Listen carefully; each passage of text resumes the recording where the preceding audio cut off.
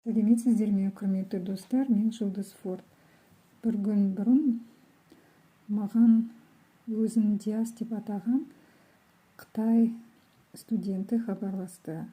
Оның айтуынша, оның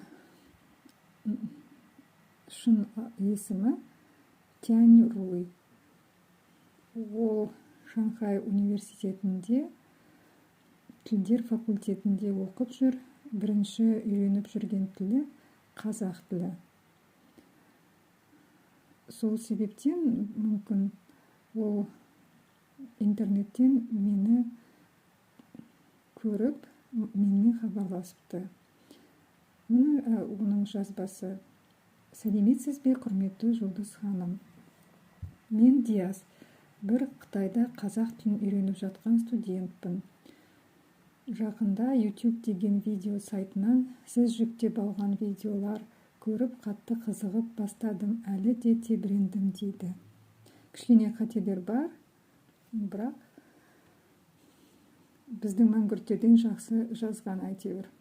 Енді тыңдап көріңіздер дауысты хабарламаларын.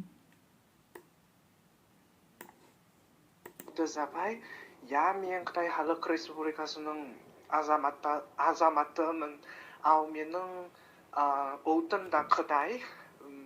Сондықтан мен қазақ тілін үйренгенге дейін мен осы тіл туралы еш нәрсе білмедім. Ал мен университетте оқығанда қазақ тілін үйрендім. Бір шетелдер университетінде, Шанхайдағы бір осындай университетінде қазақ тілін үйрендім. Қазақ тілі. Сондықтан қазір менің ана тілім Қытай тілі, ал менің ең бірінші шет тілім қазақ тілі. Қытай тілінде сондықтан қазір мен Қытай тілінде сөйлей аламын. Кішкене осындай қазақ тілінде де сөйлей аламын. Бірақ менің қазақша қабілетім әлі өте төменде. Мен де өзімнің қазақша деңгейімді көтергім келеді. Сізге үлкен, өте көп рахмет. Мен қазір де осындай қазақ тілін үйреніп жатырмын. Ал егер сіз Қытай тілін үйренгіңіз келсе, менен қандай сұрағыңыз келсе, сұраңызшы. Сізбен сөйлесуіме өте қуаныштымын. Сіздің... Апай, қазір мен Шанхай шетелдер университетінде оқып жүрмін. Бірақ қазіргі менің мамандығым тіл саясаты болып тұр.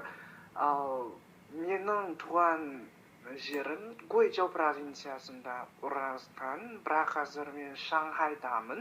Өйткені менің оқитын университетім осы жерде орналасқан. Мұны көрдіңіздер ме? Сіздің қытайша атыңыз, есіміңіз қандай? Мұны жазып жатыр. Мұны Қытай студенті жауап беріп жатыр.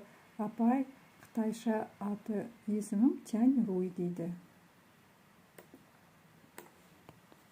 Мынау мен сұрақ қойып жатқан.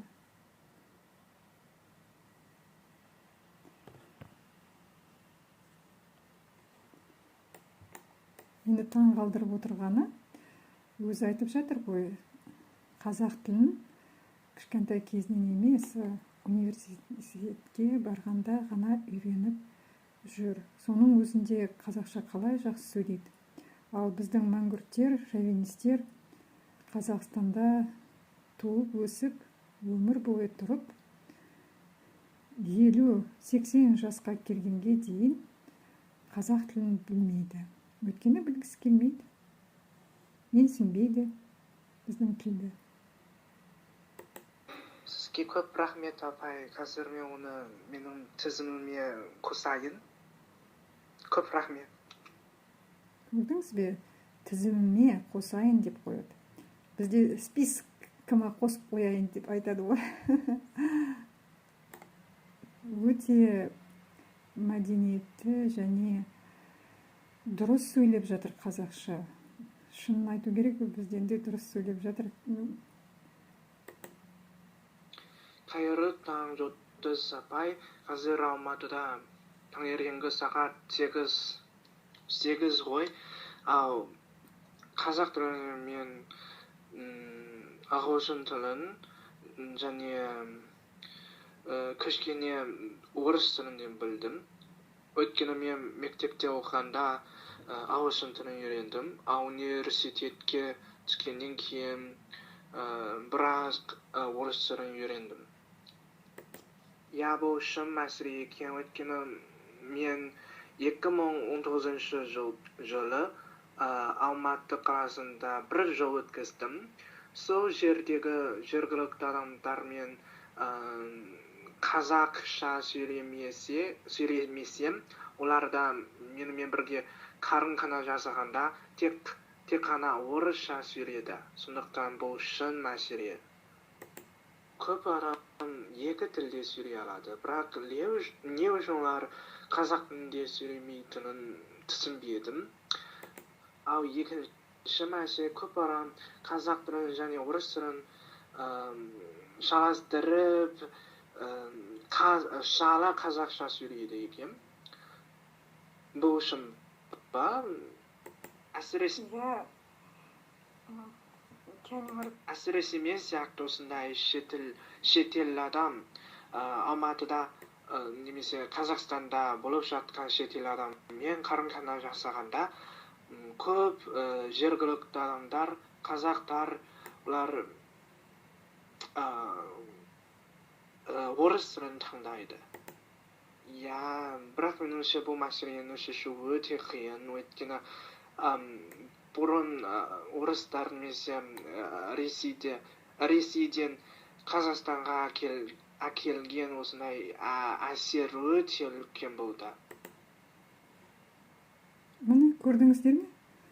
Шетел азаматының пікірін. Қазақта